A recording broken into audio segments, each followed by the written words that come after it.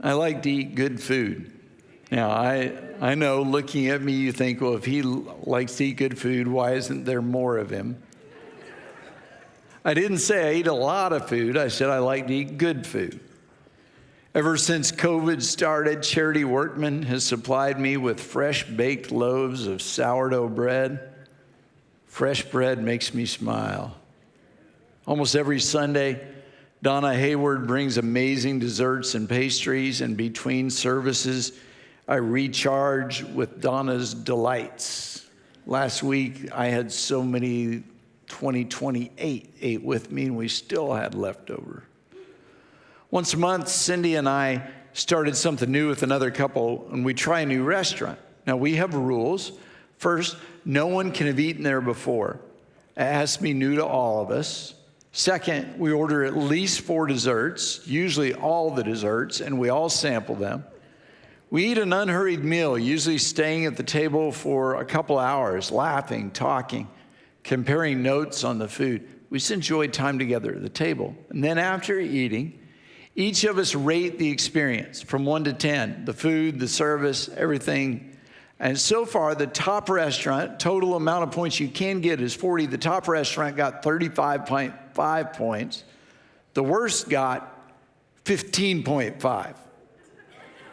And no, I'm not going to tell you which one is the worst, because as soon as I do, somebody's cousin works there, your uncle owns it, or something like that. I will tell you the best so far, the top restaurant was Cypress Social. Really good. Have you eaten there yet? No? All right, well, I'm going to bless somebody who hasn't eaten there yet with a $75 gift card to Cypress Social. And this is way too much pressure for me to make the decision, because I want everyone to like me. But I don't care if you like Pastor Gary or not. So Pastor Gary, would you pick somebody to go eat at Cypress Social?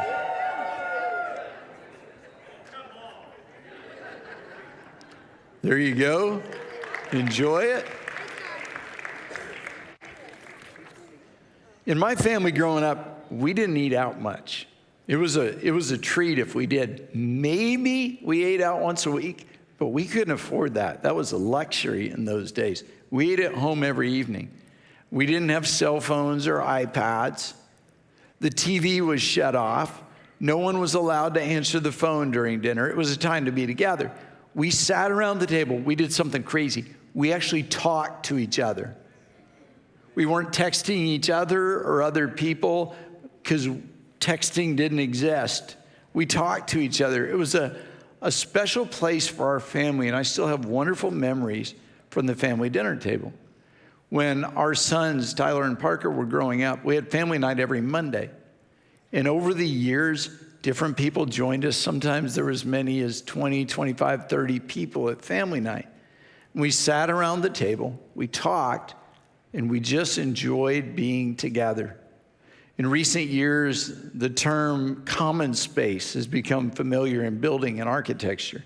Common space is a place to build community, spend time together. It's a table, a place to gather, eat, talk, make new friends, renew old friendships. For the last 15 months, the table has been restricted because of COVID.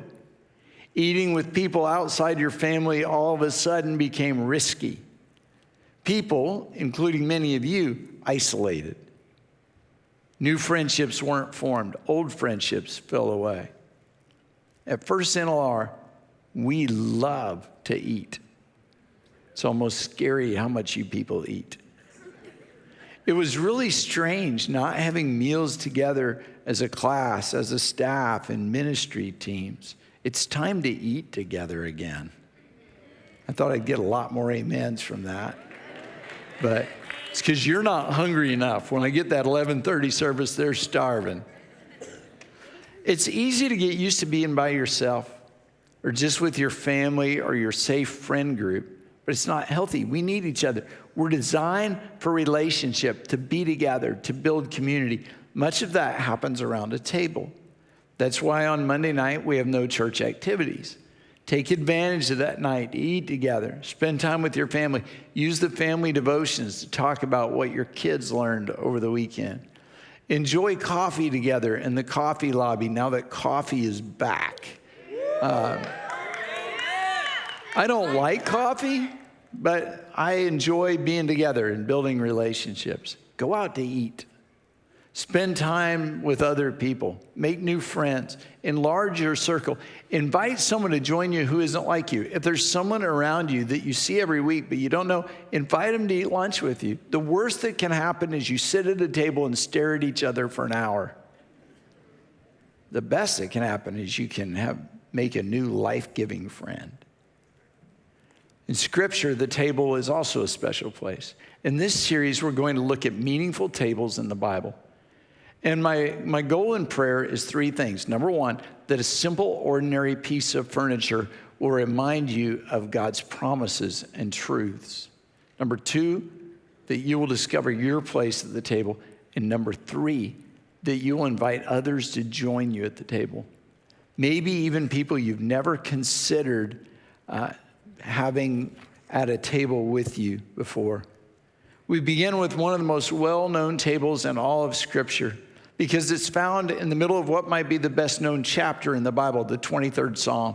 This psalm is on greeting cards, rugs, pictures, paintings. It's framed and hung on the hospital walls. The words are put to music in countless songs. You see it read at funerals, printed on programs, heard in movie and TV funeral scenes. These words have brought comfort to the dying, hope to the hopeless, and strength to the weak. Other individual Bible verses might be more recognizable, but more people can quote this chapter than any other. I put the whole chapter in your outline. I want you to get it out. And right at the top, and we're going to read it out loud together. I'll kind of pick the pace we read, because if everybody reads at their own pace, it'll just be chaos. So let's pick my pace and let's read it together. The Lord is my shepherd. I shall not be in want. He makes me lie down in green pastures. He leads me beside still quiet waters. He restores my soul. He guides me in paths of righteousness for his name's sake. Even though I walk through the valley of the shadow of death, I will fear no evil, for you are with me. Your rod and your staff, they comfort me. You prepare a table before me in the presence of my enemies. You anoint my head with oil. My cup overflows. Surely goodness and mercy will follow me all the days of my life, and I will dwell in the house of the Lord forever.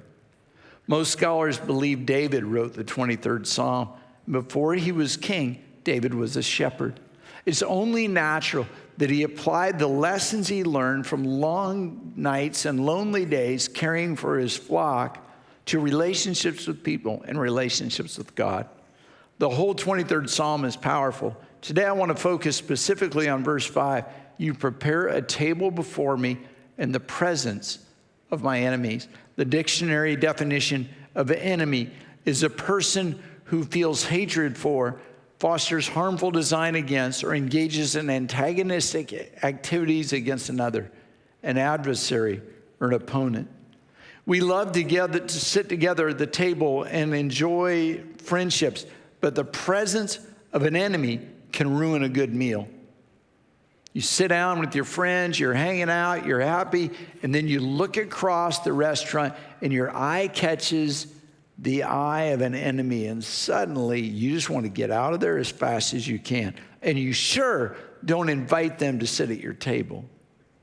But some of you are forced to sit at a table with your enemy in the break room, at work, at a conference table in negotiations, maybe even at a family dinner or family reunion.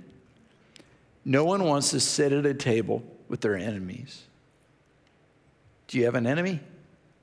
Someone it seems like they're just trying to make you miserable or cause harm. If you're a student, you might think of a cruel bully. Some of you students are bullied at school. You dread walking down the hall and seeing your enemy. I understand. It's been years since I was in school, but I still remember bullies. I remember their names, their faces. I remember the words. It's not just students who face bullies. You may have a bullying boss who leads with threats and intimidations. Others of you, your enemy may be an ex-spouse who continually stirs up trouble. They try to turn your kids against you. They take you back to court. They tell lies. They might even be trying to take your kids from you. Maybe your kid is friends with someone who constantly tempts them to do wrong. That person is an enemy of your child and their future. Others of you, your enemy might not be a person. It might be a habit or a thing. If you were once an alcoholic, you've declared war on alcohol. It's your enemy. You wisely fear going anywhere near it. Could be something that seems completely out of your control. Anxiety, depression, bad thoughts pop up at unexpected times, and you wake up and you wonder, will today be another bad day? In war, the enemy's fairly easy to identify. They're wearing the other uniform. But in real life, enemies don't wear uniforms. If you're a follower of Jesus, we share a common enemy, Satan. 1 Peter 5:8 describes our enemy. Be self-controlled and alert. Your enemy, the devil, prowls around like a roaring lion looking for someone to devour. A lion's the most feared creature in nature. They are at the very top of nature's food chain. There is no animal that hunts lions. I've watched lions hunt in Africa. They're sneaky. They're stealthy. Their brown coat blends into the tall grass as they slowly stalk their prey. And then suddenly, seeming out of nowhere, the lion pounces. The only chance for its target is if it sees the lion before it attacks and it can run faster than the lion. Now, just in case one day you're like walking the trails down by the river and a lion pops out at you, I wanted to give you some helpful advice, so kind of tune back in if you tune me out, because this could save your life. I found this online, how to survive a lion attack. Ready? This is so easy. It is vital to stand your ground, perhaps retreating very slowly, but to continue facing the lion while clapping your hands, shouting, and waving your arms around to make yourself look bigger. So I have this picture. You're slowly inching away going, woo, woo. And then these comforting words. Most charges are mock charges, so you will usually be fine. The words that bother me most there are most and usually. And then it finishes with this, remember, hold your ground, never run or turn your back. That sounds easy, but when faced with a fierce predator, it's incredibly difficult to slowly, carefully face the enemy and walk away. Your natural instinct is to run. It's sure not to sit down at a table and eat a meal. David didn't write, you make me unafraid of my enemies, or you make me stronger than my enemies, or you make my enemies disappear. He wrote, you prepare a table before me in the presence of my enemies. Maybe because I've spent a lot of time in Africa, when I read this verse, what I think of is a portable safari table. Cindy and I have traveled with our missionaries, Scott and Karen Hansen, all over Tanzania and Kenya. Often in the late afternoon, after a long day of driving, we stop in the middle of a high plateau and we take out a small table, kind of like this. We drink a bottle of cold water, or if you grew up in Africa, or you're Cindy, in the middle of the 100-degree hot day, you get out a thermos and you drink hot tea. That's the British influence in Africa. They were raised that way. You always have tea in the afternoon. Doesn't matter if it's 123 degrees, you're drinking hot tea. Or if you're Cindy and apparently you're fascinated with the royals and you want to be British. And sitting at the table, I've often wondered how many dangerous animals are hiding in the grass around us. But we're close to the truck, and the animals can't differentiate between us and the truck. The truck seems huge, so they don't attack and eat us, for which I'm very grateful. We drink tea, and we eat cookies, tasteless cookies, the worst things you've ever eaten. Dry, crumble in your mouth, taste like dirt cookies because that's what Brits eat, and we want to act like royalty. So we eat things and we pretend we like it, even though we absolutely hate it, and there's no possible way that anyone could enjoy eating those cookies. The queen herself can't like those cookies. Sorry. We all do all that without anxiety or fear. Even in the presence of danger, we're safe, secure, and protected at the table. David wrote, "You prepare a table before me in the presence of my enemies." In reading the verse, here's what I've always pictured. I'm surrounded by enemies who are out to get me. Satan, his demons, people who work to further his purpose have me in their sight. But I'm not worried.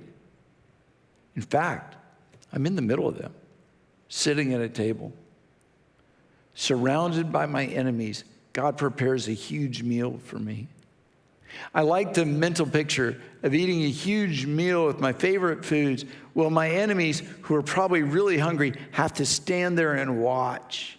I imagine myself slowly eating, holding a fork full of Cindy's lasagna so they can see how much I'm enjoying myself. When I get to dessert, I don't just have one brownie with icing. I have 10 brownies with icing. I have a table full. I'm not eating those horrible brick cookies. I'm eating a real dessert. And my hungry enemies watch as I'm completely satisfied and completely filled. That's what I've always thought that meant. That's a good picture. Nothing wrong with that. Might even be what David was talking about. But there's another possibility. I want to explain the meaning of this verse in terms of shepherding. You prepare a table before me in the presence of my enemies. When he used the word table, it's possible what David had in mind was Tableland, an elevated, fairly level region, what we would call a plateau, perfect place for sheep to graze in the summertime. When the tablelands, the summer feeding grounds, were bought or leased, they weren't in ready condition. Rocks had to be removed, trees cleared, weeds pulled by hand. Sheep are highly allergic to some plants. All those had to be removed. Poisonous plants had to be identified and pulled by hand. Bare patches had to be seeded. Holes had to be filled. Preparing the tableland for the sheep was a long, hard, difficult job. In addition, tablelands were remote pastures, far from population centers. Predators were everywhere. The shepherd had to watch out for wolves, coyotes, bears. As if that wasn't enough, the shepherd also had to be concerned about the adder, a small brown snake that lives underground. They were known to pop out of their holes and bite sheep on the nose while they were feeding. And that bite caused infection, sometimes death. As a defense against the snake, the shepherd carefully searched the field and poured a circle of oil around each adder hole, and the oil prevented the snake from coming out. If the shepherd missed one hole, it could cost a sheep its life. After clearing the field, planting grass, pulling weeds, getting rid of poisonous plants, treating every adder hole, scouting for predators, it was then and only then that the tableland was ready for the sheep to come and graze. The shepherd prepared the table for the sheep. And when the sheep arrived at the tableland, they had no idea what the shepherd had done before their arrival. They didn't worry about snakes and wolves and coyotes. They didn't know about the poison they were protected from. All they saw was a safe place, fully prepared and ready for them to eat. And you know what? Maybe my picture of eating at a table wasn't so wrong after all. I like that picture. Me sitting at a table, eating food, while my enemies watch. And all the while, God is providing for, and he's watching over me. Jesus, your good shepherd, does for you what the shepherd does for the flock. He deals with the enemy. He prepares your way, and he provides a safe place. On your own, you're helpless and defenseless. But Jesus keeps you safe. You have no idea How many times you've been protected from enemies that God dealt with in advance? They were out to get you. God took care of it before they ever could. You never even saw them or knew they were there. You have no idea what bad things God has prevented from happening to you. You just enjoy the blessings that God provides. The Lord protects you from enemies and harm, and he positions you for blessing. Your good shepherd prepares a table before you in the presence of your enemies. Oh, there may be enemies all around. They're still there, but they're not at the table with you. They're kept away by the good shepherd. And here's the great thing. There's room for you at the table. You don't have to live in fear. You don't have to live in fear of what tomorrow holds. You don't have to live in fear of going back to school and people picking on you again. You don't have to live in fear of your kids staying with your ex. You don't have to be filled with dread. You don't have to wake up every day wondering what bad thing's going to happen next. You don't have to fear your boss. You don't have to fear a confrontation with your neighbors. You don't have to fear the racist, prejudiced bigot who makes your life miserable. The Lord not only protects you from harm and keeps the enemy from destroying you, he prepares a table. A safe place for you in the presence of your enemies. You prepare a table before me in the presence of my enemies. You anoint my head with oil. My cup runs over. Surely goodness and mercy will follow me all the days of my life. And I will dwell in the house of the Lord forever. In the midst of the chaos and the confusion and the anger and the fear, you have a safe place. A table prepared for you. The presence of the Lord. And when fear pops up, you just come to the table. Jesus, thank you. Thank you that you go before us. You don't promise we'll never have an enemy. Instead, the promise is a safe place in the presence of the enemies, where we're protected from harm, where we don't have to live in fear, because you go before us and behind us, and you surround us with your presence. In the middle of all the stuff that's going on, we can be safe at your table. And in the place of worry and dread, we can have peace. Instead of fear, we can just have that sweet comfort that comes from knowing we're with you, that we're together, we're safe at the table. Lord, I pray for people in this room, and I pray for people watching online who today really need that safe place. Lord, so we come to the table that you prepare for us. I pray, Lord, right now for there just to be a sense, almost just like a deep breath and letting it out. And the presence of the Lord is here.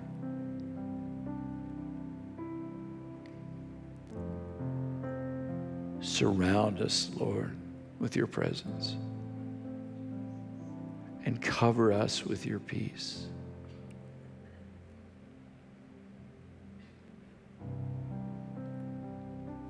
In Jesus' name, Lord, thank you.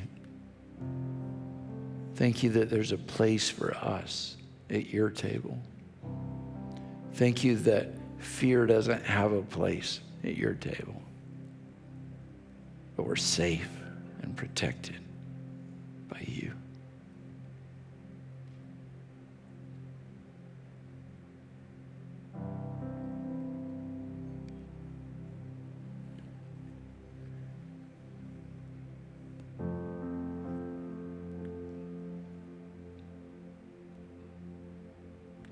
keep your eyes closed and just be refreshed and protected today at the table of the Lord.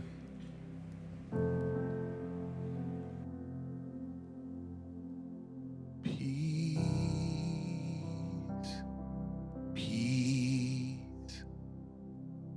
wonderful peace, coming down from the Father above.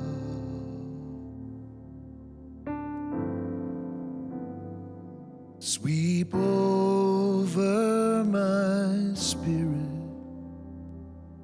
forever I pray, in fathomless billow of love.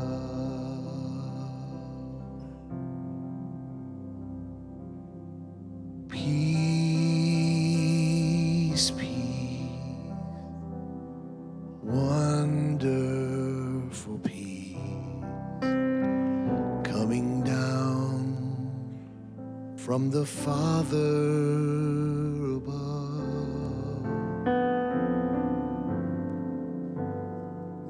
Sweep over my spirit, forever I pray, in fathomless billows of love.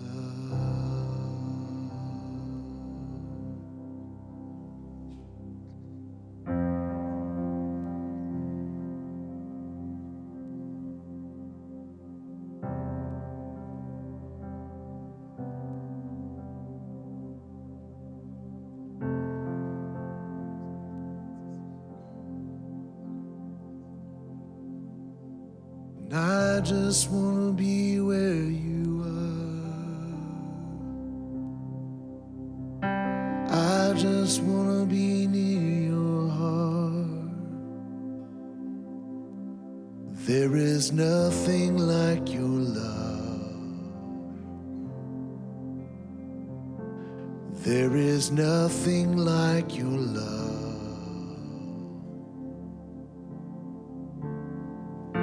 I just want to be where you are.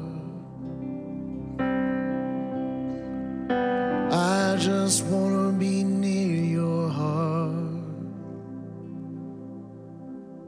There is nothing like your love. There is nothing like your love. Lead us, Maddie. I just want to be where you are. I just want to be near your heart. There is nothing like your love. My Jesus, there is nothing like your love.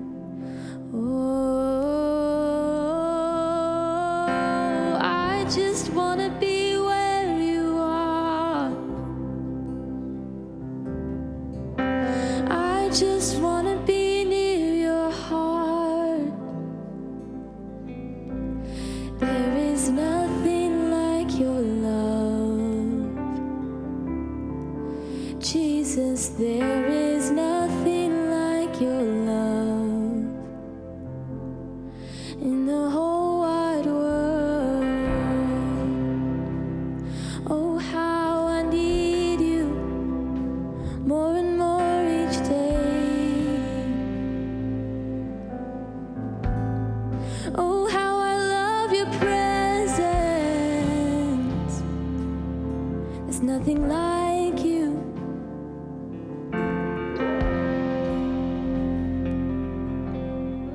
Come on, sing holy. Holy, holy, holy, holy, holy, holy.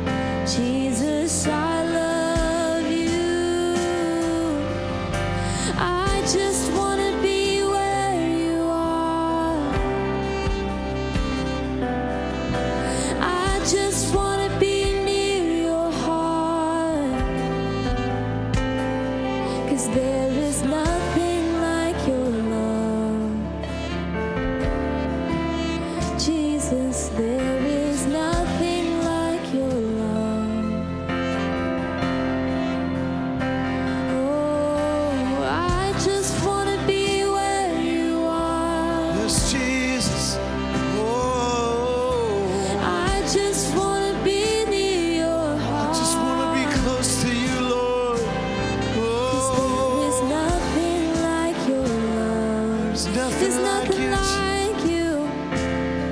Oh, there is nothing like your love.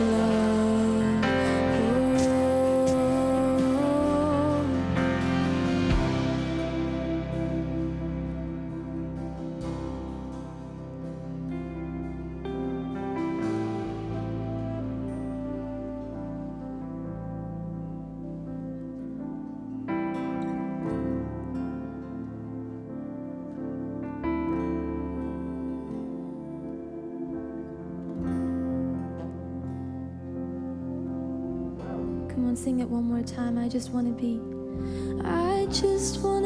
where you are.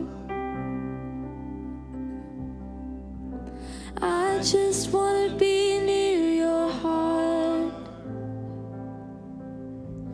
There is nothing like your love.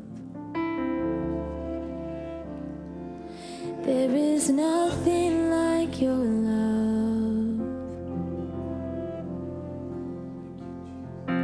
I just want to be where you are. I just want to be near your heart.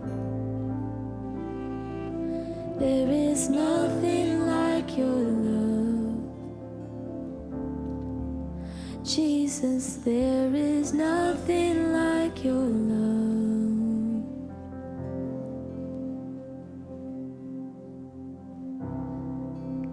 Jesus, we thank you that you prepare a table for us in the presence of our enemies. And we thank you for your faithfulness and your love. We reach to you because you are our strength. We love you, Jesus. Hallelujah. Thank you for coming to church, everybody. God bless you. Have a great rest of your day.